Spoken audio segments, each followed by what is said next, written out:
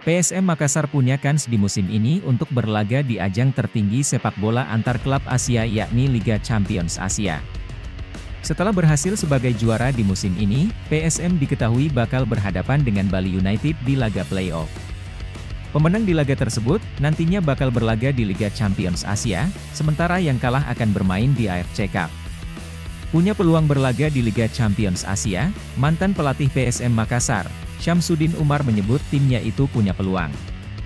Peluang dalam artian, bisa bersaing dengan tim-tim terbaik di level kompetisi tertinggi di benua Asia. Dirinya menyebut untuk level permainan pasukan Ramang tidak tertinggal begitu jauh dari tim-tim tersebut. Lebih lanjut, Syamsuddin Umar menyebut, jika nantinya lolos skuad asuhan Bernardo Tavares ini bakal berbicara banyak.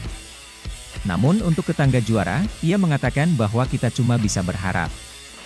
Meskipun itu merupakan hal yang tidak mungkin.